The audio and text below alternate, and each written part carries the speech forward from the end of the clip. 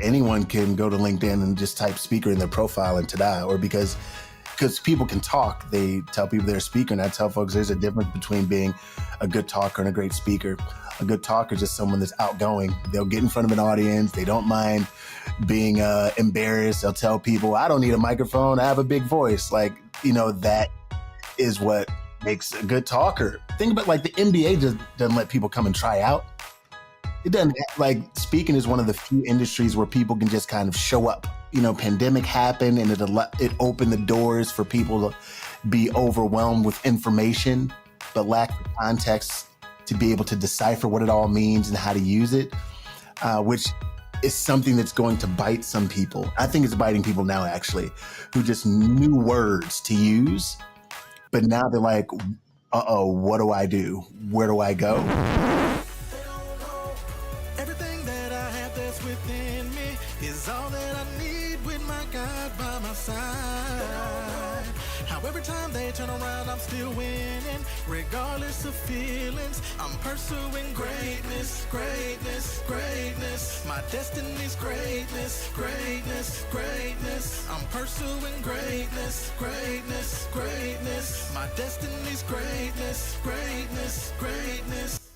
Welcome to another episode of Relatively Unknown, where we explore inspiring stories of individuals who've made a significant impact in their field. Today, we have truly a remarkable guest, my friend Stan Pearson II, a man whose journey is filled with determination, resilience, and passion for helping others. Stan is an award-winning keynote speaker, productivity coach, author, but his story isn't all about rags to riches. It's about self-discovery, it's about fighting stereotypes, and it's about overcoming unexpected challenges. He has helped more than 1 million minds to be more, do more, and have more. And he's the founder of Breathe Diversity LLC, chief visionary of Mental Flight Health School, and the co-founder of NAMCA. Sit back, relax, and join us as we explore the amazing wisdom of my friend Stan Pearson II. Stan, what is going on, my man? How are you doing? I'm fantastic. Thanks for having me. If I were any better, there'd be two of me. So appreciate you. Thank you for the great intro. Thank you for the great intro. I feel that, man. Well, listen, I know you have so much to talk about. I tried to share in your bio all the different things that you've done, all the different elements and facets of who Stan Pearson II is. But listen, if you had just 30 seconds, how would you brag on yourself? What would you say about Stan Pearson II? That, I'm a great dad, an aspiring, awesome husband, a trusted family member, someone that look forward to leaving, legacy and a footprint on the planet, not just for my family, but for the family of others, and the world's greatest speaker and one of the best business coaches that anyone could ever ask for or hire. So I think, that pretty much puts it all in a nutshell for, who I am and who I'm working to be. I love it. You said a couple things, and I do want to extract those. Number one, husband. I did not bring that out. Amazing father, right? Oh, hola, Mr. Stan, right? Amazing father. We gotta bring that up. And recently a new father. How's that going? It's going great. Had, Stanley, our oldest, just turned 5, and then Wesley, who just turned he's about a month and a half or a month old now. A month and a week, I'm sorry. So yeah, readjusting and learning, obviously, about myself, about him, about all of us. And I think something that helps, patience, that word, but it's also knowing that even as parents, if we may experience frustration, it's like, imagine being a month old in the world. So it's like most of the frustration is actually on the side of the baby, not us. Well, anyway, so just something I've kind of been thinking about a lot lately. So Stan, listen, you do so many amazing things, and obviously, as a speaker myself, I was introduced to you in that realm, right? Being able to say, and I'm like, man, who is the Stan Pearson guy? He's walking around, he's telling everybody he's the world's greatest speaker, and I do believe that, by the way. I do believe that. I don't know if you know this, but I've taken on my own mantra. I say I'm top 5. I'm top 5. So I'm working. I'm top 5. There are a couple people that I'm chasing, but I'm in there. I'm in there. Let's talk just a little bit. How did you actually get into the world of speaking? Thank you. You know, so starting that future, and then I'll go back to the future. So I worked for a university, and at the university, I was, advising clubs and clubs and organizations, and having to take students to conferences. And then my school asking me to present at these conferences, which I did enjoy. I always liked talking, but hadn't realized there was, a system to it, to regularly getting paid for it. And one day I was leaving from doing a community service presentation, and someone sitting outside the room was like, "Hey, what do you want to do?" And no one ever asked me that, oddly enough, because I felt like in part I was like, well, I'd like to do what I just did. I want to do that. And a month later, I got a call from someone who knew them. They said, "Hey, they told us about you. They said you're really good. Would you like to speak at our leadership academy?" And that was the first time. Of course, I drove 2 hours, got my first check for $700. And it was like, oh my, this is real. Oh my, this is happening. And I was like, I have to find a way to do this for the rest of my life. So that was what led to my first ever paid speaking engagement. But the person who referred me wasn't even in the room hearing me speak. So I always let folks know the importance of just showing up as you. And your smile might be your best business card if you don't have one on you, in a great attitude. And yeah, so that's kind of what, started to my first, paid speaking engagement. But my entire life, I can think back as far as early elementary school, listening to Zig Ziglar tapes. Yes. Like that, some folks might have been listening to music. I didn't have people often laugh. I didn't have a favorite rapper, music. Right. But I could recite a Zig Ziglar keynote from start to finish at 7, 8 years old. So I feel like it's in part of my DNA, which is why I tell people I'm the world's best. And if nothing else, people are getting the gym. Like if Usain Bolt, he is was the fastest man in the world. And he was able to prove that. But beyond that, it made other runners get in the gym. It made them work out. So we all win. That's huge. That's huge. So 7, 8 years old, you listen to Zig Ziglar in his voice and all that good stuff, reciting Zig Ziglar speeches, doing all that good stuff. And then, I know that you worked for, a state senator on Capitol Hill. How did you go from listening to Zig Ziglar to, working in DC? Yes. Thank you for asking. I was really involved in college, and it's funny because there's, what was it called? The Judy Zaffarini kind of group. And this is a group you had to apply to get to at my undergrad. You had to apply to get into, but the meetings were like 7 a.m. And the first, and it was interesting. If you missed a meeting, you were done. Out. Yeah. I missed the first meeting at Oprah. And it was, I'm just thinking back, to the they didn't care what your story was. Right. So telling is like, oh, really? Okay, maybe next time. But anyway, I just wanted to begin to just show up better when I did show up. So I was, really involved. And what happened is there was the executive board for Student Government Association. So on the executive board sat the president of Residence Life, then the student government president, and the board before the Senate. So at the time I was kind of on the E board because I was the residence council president. And then they started talking about this student regent position. And I'm like, student regent position? That sounds important. I think I want that. And it turned out that the student regent position also sat, not only would they sit on the executive board, but they would also sit on the board of regents for the state of Missouri. So they would be with the board of regents. And I'm like, now that I'm meant for that. That's for me. So I started going through the application process, and it turns out like I ended up being one of the top 3 people for the board of regents. And so amazing. So with being one of the top 3, I was able to interview in the state capital of Missouri, in Jefferson City, Missouri, with the actual governor of Missouri. Yes, my parents went with me. The interview I thought went amazing. I get back And a couple weeks later, I find out that I did not get it. I did not get it. And I definitely thought I was going to get it. But again, I live in this state of dynamic anticipation. So what's wrong with them? But it was fun. It was a great experience. I didn't get it. My parents were like, no, just keep your head up, just keep working, blah, blah, blah. And then I got a call right before the end of the school year, and it was the governor's office. And they said, we know you didn't get the student regent position, but would you be interested in working for the governor? Like, what? Yes. Yeah. Wow. Like, right. So that was the first time I ever worked. And it was, I was the head of the Department of Boards and Commissions. And for those who don't know, there's a lot of different boards and commissions for every state, and people get honored, selected, apply for boards and commissions positions. And I was the person overseeing boards and commissions as a college student.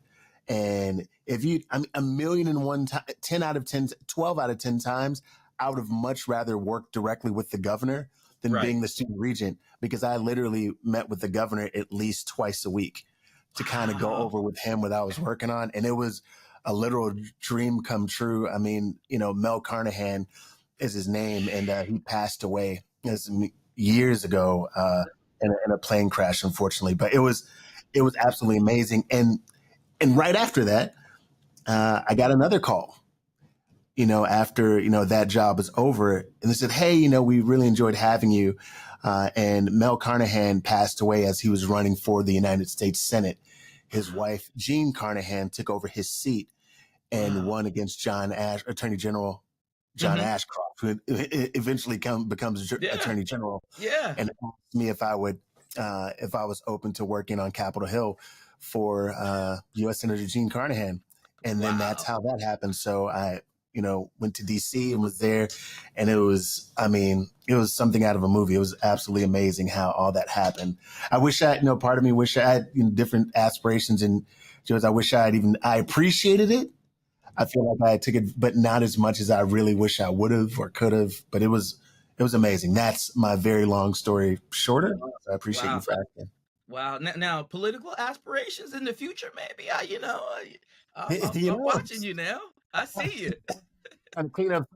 No, I always did before that. And while I was in DC, it was funny. I was already building like my executive board.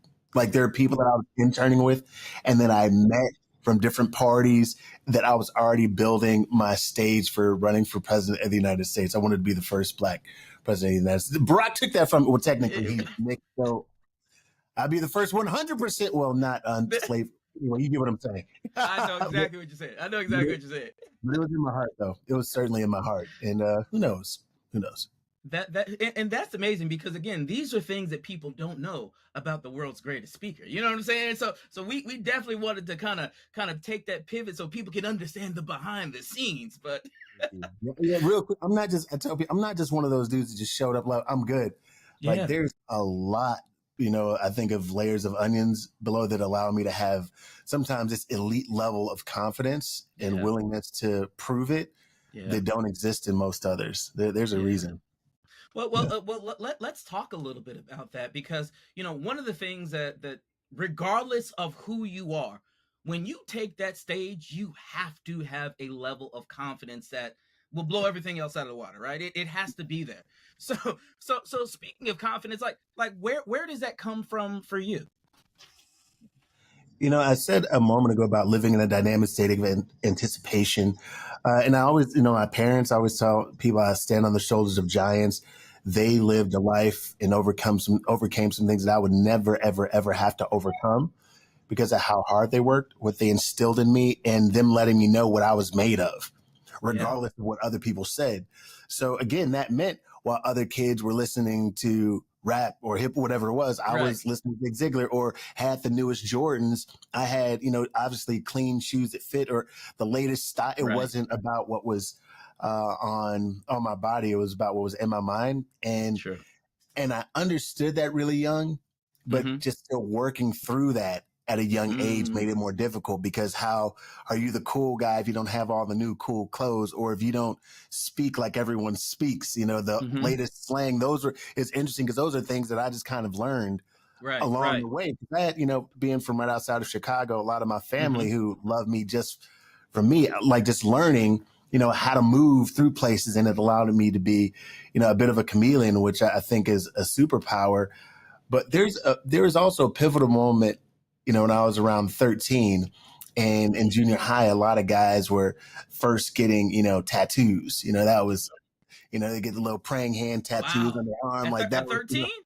yeah, homemade tattoos, guys. In junior high, I'm like, yo, I want to get a tattoo, so I asked my dad, hey, dad, can I get a tattoo? And I mean, to know him is to know what the answer absolutely was, even though it was never no, it was always no.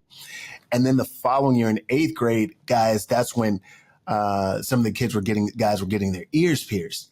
And then there was Mm, this point where if you had one, because girls had both ears pierced, if you had one right. ear pierced, then you had to get both ears pierced in order to Right. have. So that was happening. Like, yo, I'm trying to be cool. If I could just get Right. my ear pierced. So I'm like, hey, dad.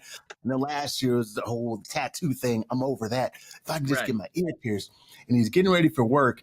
And he pauses and goes, hey, son, do you feel like you're perfect on the inside? I was like, well, no, not yet. He's like, well, when you feel more confident and more perfect on the inside, that's when we start changing the outside. Mm, And it went from like being one of the top things on my list to I never really thought about it again. that's heavy. Yeah, so I think it's that stuff being really so much more comfortable in my skin, as I grew up, and knowing that also people that look like me have contributed in a major way to this society and this world. So Hmm. I feel like I've come, not just my parents as giants, but my bloodline, my DNA it's a collective of strength, power, intellect, and love. And it's tough to shake me. Tough to Yes. shake me.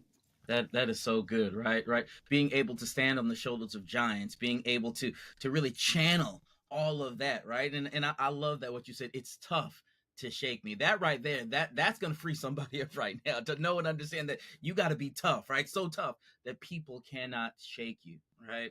So Yeah. so so let me dive into something now, right? So you are again world's greatest speaker, man, out Yeah. there. You're killing it. How long have you been doing speaking, Wow. keynote Over speaking? Yeah, over 15 years. 2009 was my first year speaking full time. Okay. 2009 was Okay. my first year speaking full time, kind of by accident, but it happened. I was thrust into greatness, but 2009, and then there was a couple years like part time speaking before then. Right. Right. And let me ask you this: challenges of just speaking and jumping into the speaking industry. Nowadays, especially post pandemic, we see a whole lot of people now. They're like, "Yo, I want to become a speaker. Want to jump into the speaking thing. Or I want to become a coach and I want to jump in there." And Yeah, and I think a lot of people think that it's easy, right? They're like, "Oh, I got a story to tell." So if I got a story to tell, this is gonna be easy because all I gotta do is go share my story. I'm gonna get up in front of people and it's gonna be great and they're gonna pay me all kinds of money. yeah, Is it really that easy? And has your journey been that easy? yeah. So I think it's easy to get in. It's difficult to stay in, because of some of the things you just said. Anyone can go to LinkedIn and just type speaker in their profile and ta-da, or because you had people, because people can talk, they tell people they're a speaker. And I tell folks there's a difference between being a good talker and a great speaker. A good talker is just someone that's outgoing. They'll get in front of an audience. They don't mind being embarrassed. They'll tell people, I don't need a microphone. I have a big voice. Like, that is what makes a good talker. But there's a difference. Think about like the NBA doesn't let people come and try out. It doesn't, like, speaking is one of the few industries where people can just kind of show up. But I think that is what, and maybe pandemic happened and it opened the doors for people to be overwhelmed with information, but lack the context to be able to decipher what it all means and how to use it, which is something that's going to bite some people. I think it's biting people now, actually, who just knew words to use, but now they're like, uh-oh, what do I do? Where do I go? And that can make things so difficult for folks. But again, getting in the industry, that part can be fairly easy, but staying in is so much more difficult because people don't have the tools that they think they have. and Mm-hmm. the connections and the willingness to understand what it truly takes to be Yeah. a paid professional speaker. That Like, part. That yeah, part that's right there, because I think that's the key piece, right? There are talkers, there are speakers, and then there are paid professional speakers. And the way that I look at it, Stan, I said that's a whole different level and a whole different context when you get to the place where you are a paid professional speaker, right? That's different. Let me ask you this, because again, I am going somewhere with this. I am going somewhere with this. Right, when we think about people who are talkers, people who are speakers, right, what do they do versus what is the thing that a paid professional speaker needs to be able to do? a couple things to me. Like there has to be proof, because let's say, because there's speaking to sell and there's selling to speak. Much of my career has been selling to speak, which is actually more difficult because I speak at colleges and schools and companies mostly. That means I have to prove it, not just to one person, typically 3 or 4 or 5 different people before I get a yes. So that lends credibility. Schools are, oddly enough, and I consider schools to be, what do I say? They are real estate investment firms that sell real estate. That's what a school is. However, to prove to them, you just Right. can't be willy nilly and they Right. pay you to come in. It's difficult to speak for free at schools, to be completely honest. Right.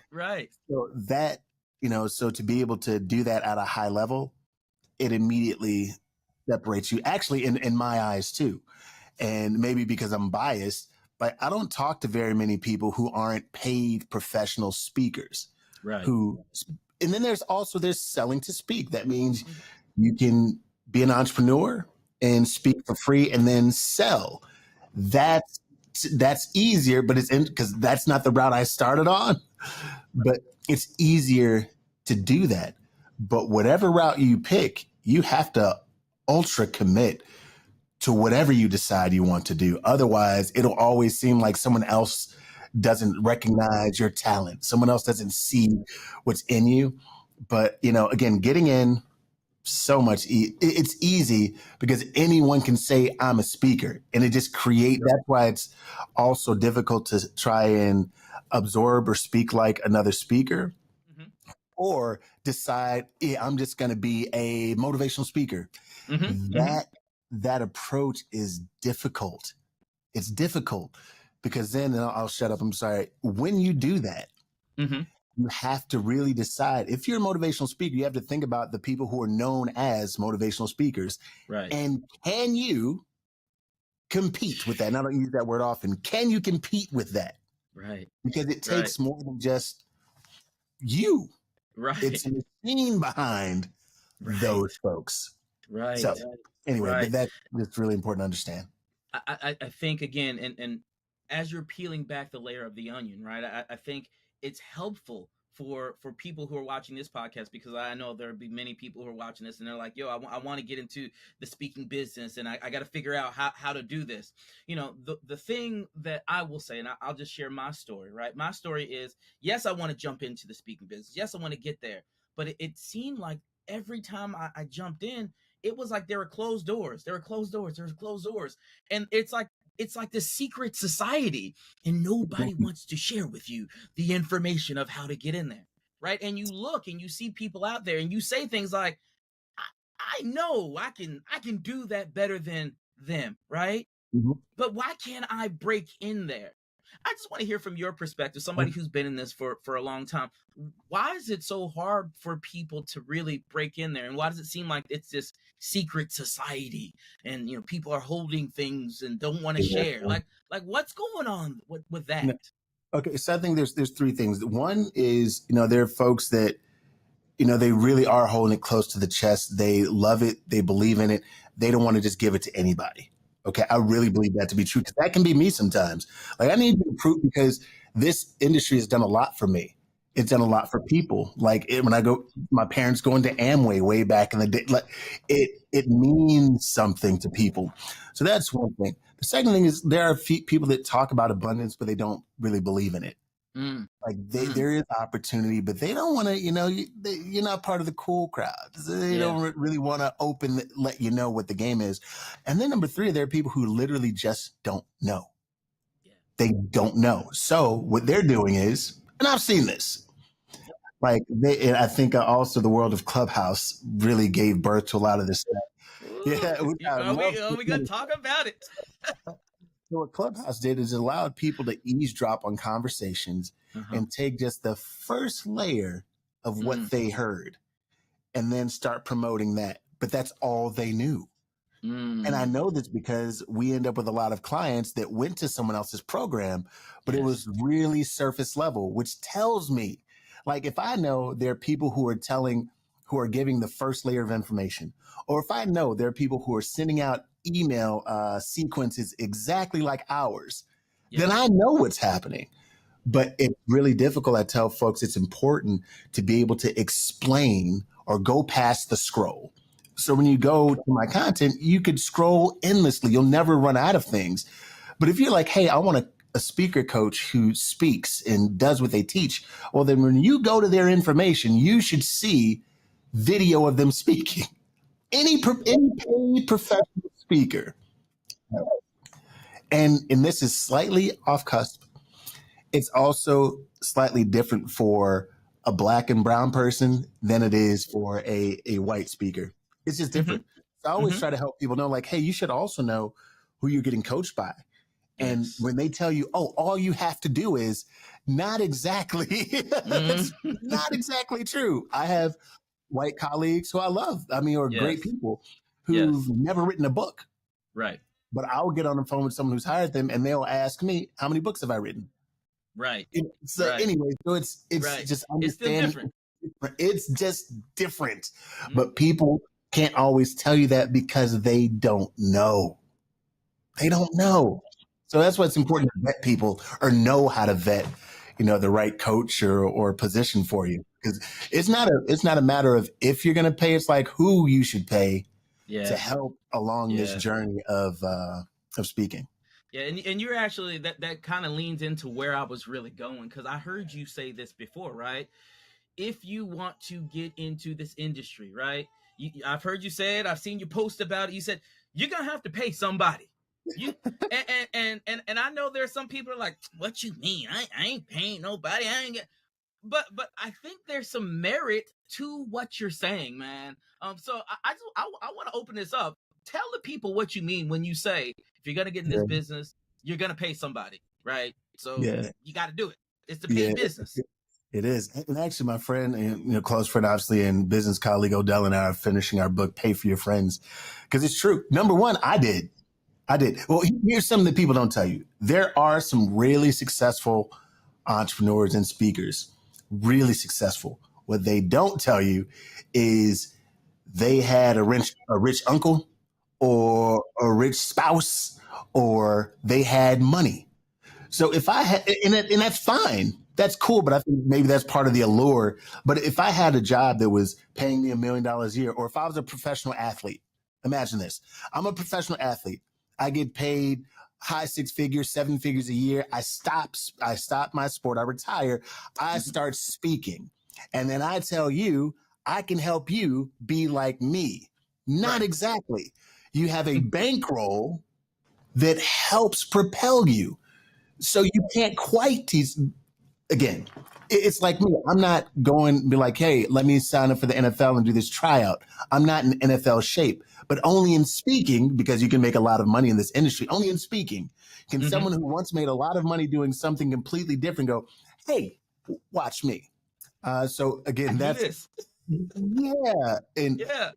just in giving more context, that's something that it's important for people to understand as they learn, as they grow, as they're trying to find their path. They're wondering, why isn't something working? Well, it's because sometimes folks don't quite understand how, to show the right path or how to move in these circles. But so a lot of people have paid those folks. It happens.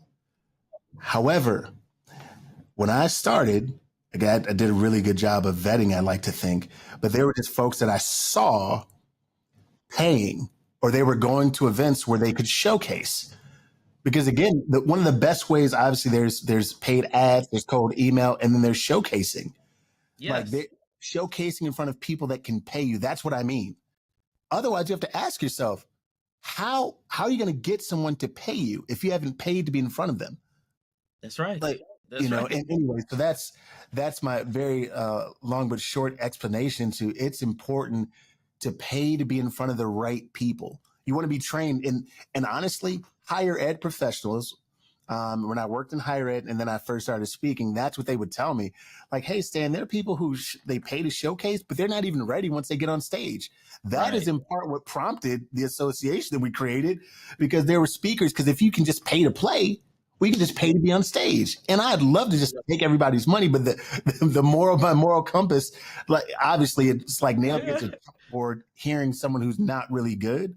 It's like, yo, if you're gonna pay me $1,000 or a few grand to be here, I want you to be ready once you get in front of these people, because you're a reflection of me. Yes. You're a reflection. If you came from this camp, you're a reflection. So I want you to be good. But you must pay. Any relationship I have of value, I have paid for. Yeah. Period. Yeah. And you know, I as I heard you say this, seen you type this, post this on several occasions, I had to wrestle with it. But I've come to the conclusion, I said, you know what? Stan Pearson II is absolutely correct in what he's saying. Because I know, just like you, I've had to pay to be in the right places. I've had to pay to be around people. You've had to make investments. Even if you go to a conference, guess what? You're paying to be in the place, right? So you have to make the right investments to be, here's the piece, around the right people. Because that is key. That is key. Speaking about the right people, you talked about the organization that you helped co-found, NAMCA, right? And I have come to believe, in my time around Stan Pearson II and Odell Bazell, that the NAM fam, NAMCA is the right place to be. The people who can really help you to get where you want to be, right? That's just my personal belief. I've seen it with my own eyes, right? In my own experience. So can you share with the people about NAMCA? What is it? How did NAMCA come to be? And what is special about NAMCA? Because there's a couple things that are really different about NAMCA. Thank you. So the National Association of Masterminds and Co-Curricular Advancement, or activities, we in New York several years ago, actually right before the pandemic happened, Odell and I went to an event together. Again, pay for your friends. We went to an event together, spent a lot of money on some chicken tenders and room service. And during the conference, we're like, yo, we have to create something bigger than us. Like something that would give us a head start that we didn't get. Like something that would help other people get the head start they wouldn't get.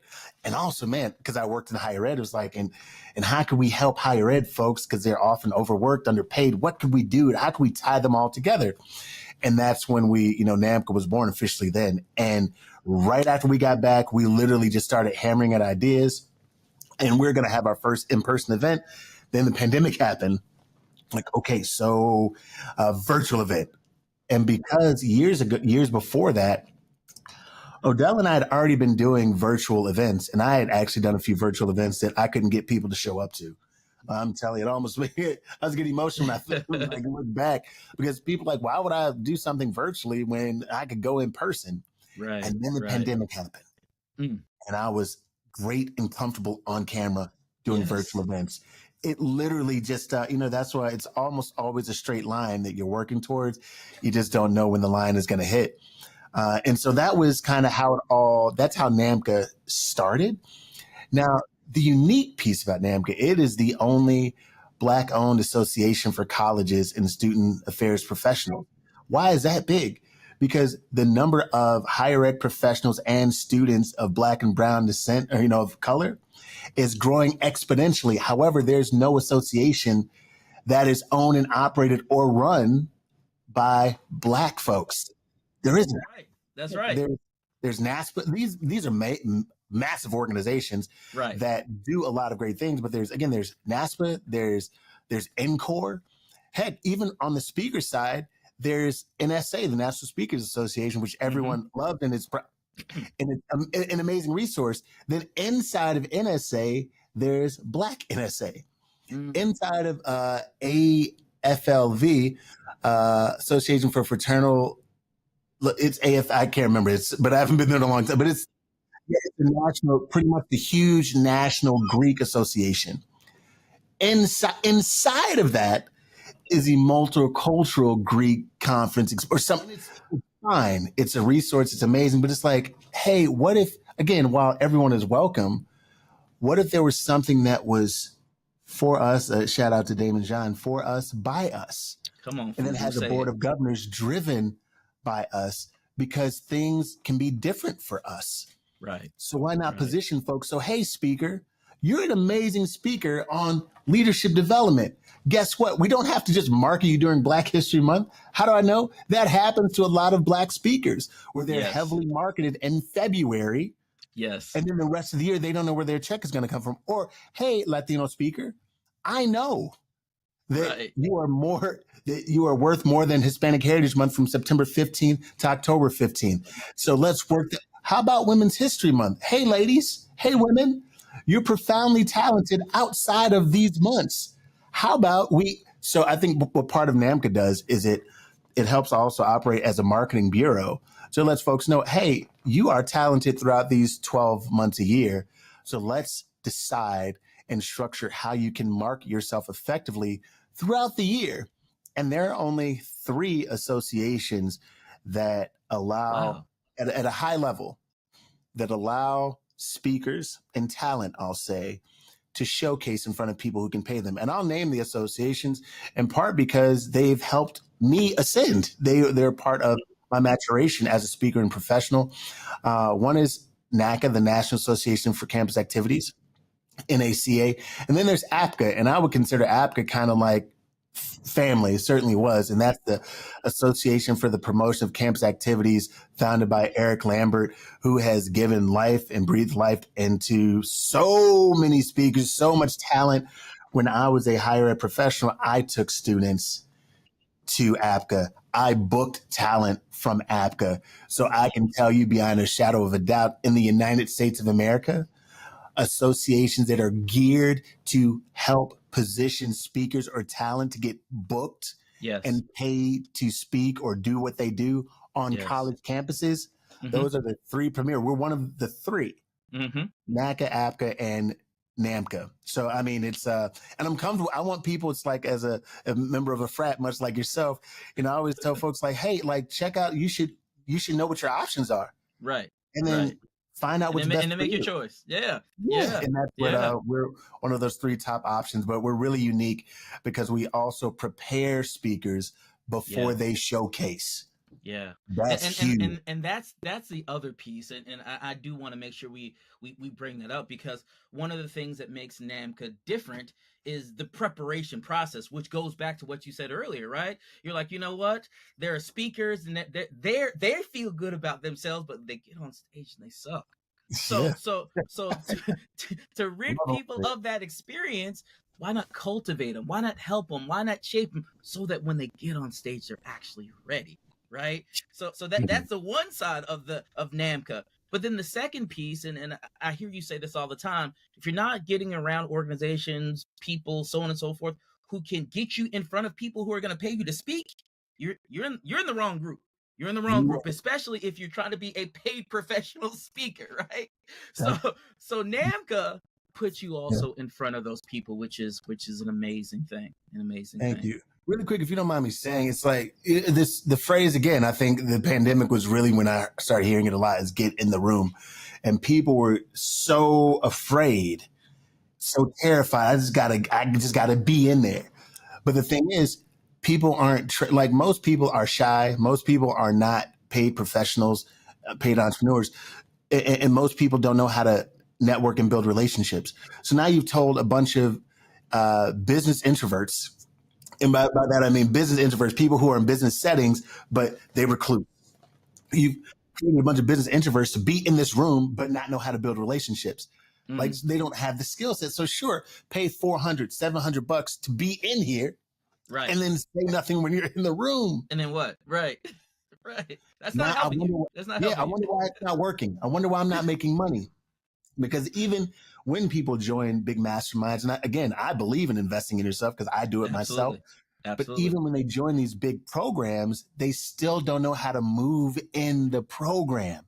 Yes. And honestly, unless to the point that I've stated and that you restated, if someone isn't teaching you how to create revenue, then you probably shouldn't be spending your revenue Right on there. them. Right. It's just going to make Right. life really, really, Right. really difficult.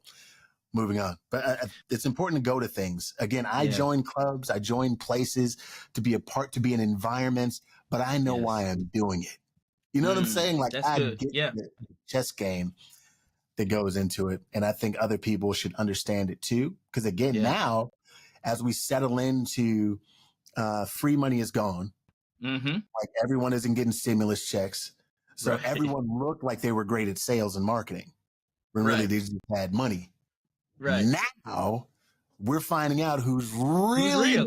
who Yeah. really knows what they're doing. And that's Mm-hmm. why you're going to see me already, though, speak even more boldly to people and Yes. challenging them. Like, listen, if you're not doing this, you need me.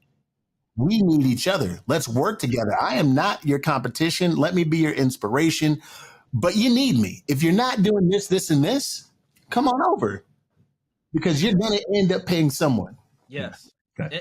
And that's the thing I love about you, Stan, right? You're literally pulling the veil away, right? And saying, listen, you do need me. And that's not a brash comment. I think that's an extremely honest comment. And I think that's something that people need to wrestle with inside of themselves. You're going to need somebody, right? So go to the people who are already there.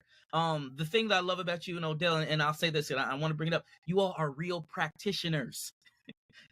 You really you really do this. Like, if you all follow Stan Pearson II, please follow him on IG, on Instagram, on LinkedIn, on all the social media.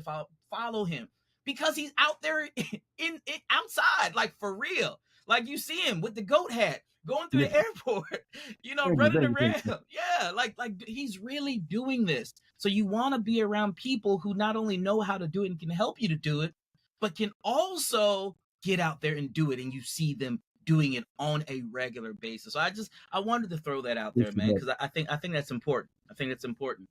So listen, I know NAMCA has something coming up, man, coming up soon. I would love for you to share with our audience what you all have coming up, because I think it's awesome. And I think there's such a unique spin on this, man. So yeah, share. Thank you. So it's the NAMCA Hip Hop Summit. It's the 50th anniversary of hip hop. And it's funny because I have, my thoughts about lyrics and leadership, and that's what's tied into this. So it gives speakers and higher ed professionals an opportunity to showcase their message in front of people who can pay them. And it's namcaonline.com/hip-hop-summit for speakers. And again, it is a place where there's going to be obviously some award-winning training going on, but training, it's active training. And what does that mean? That means, hey, I'm showing you how to do this. Now let's do this right now. Because if 3 days from now I say, hey, now go do that, it's going to be a little more difficult to execute. It's not going to feel the same. But that's what I'm really excited about. Obviously, hip hop, the hip hop culture is really moved people, but also we're in a place of affirmative reaction. Come on now. So when we talk about states like Florida, who are, doing some going back in time, so to speak, there's some reaffirming that needs to happen, some education within that needs to happen. And that's why this space is so important, because it's cultivated by people who understand it and who are living in it and understand that, no, we're not a monolith. So that's why if you're black and brown face, or you are a supporter of black and brown faces, you should be there too, to either share or partake in a message that's going to help us collectively, be more, do more, and have more. I love it. Give me the dates on it. Cool. Thank you very much. October 19th through the 22nd. 19th is a pre-conference day full of dope things. So you certainly want to be there in Peachtree City, Georgia, right outside of Atlanta. So if you're flying in, maybe it's 30 minutes outside of Hartsfield-Jackson Airport. If you're driving in from Atlanta, again, it's 35 minutes or so. But it's at the Hilton and all the information is on the site. We've already been to the site before. There are 2 swimming pools, 1 indoor, 1 outdoor. It's really a good space to just be, chill, and to learn, and to not just be in the room, but to understand the room once you've entered. I'm saying this to my audience. You all need to be in the room.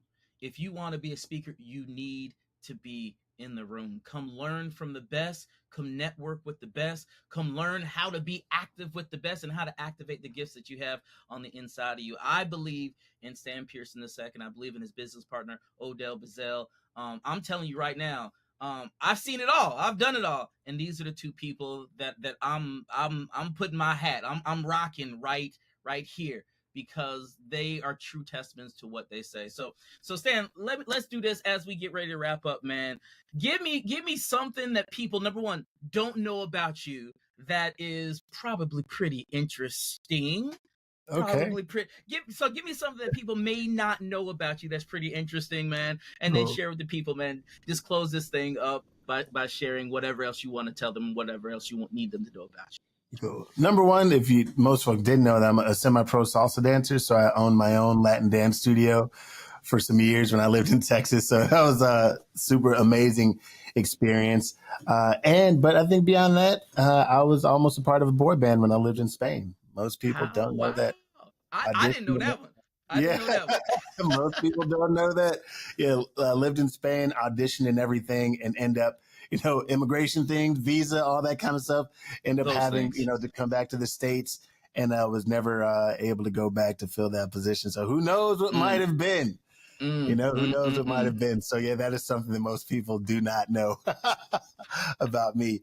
But outside of that, folks, I tell people it's important to finish stronger than you started. So when I start, I tell people that, heck, I'm the Bruno Mars of motivation, the Steph Curry of speaking. When I close, I let people know that they're good, they're great, they're worth it. And then beyond that, effort on fire beats knowledge on ice.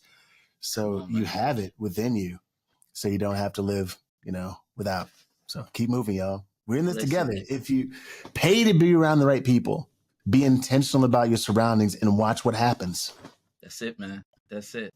Listen, everybody, this is my friend Stan Pearson II, the world's greatest speaker. You all heard him. You heard his story. And make sure you get to Peachtree City, man. Make sure you get there. You get online. You log in. Do what you need to do to be in the house and be around the right people, man. She got Philip Edge, man. This is Relatively Unknown. We'll talk to y'all next time. Peace.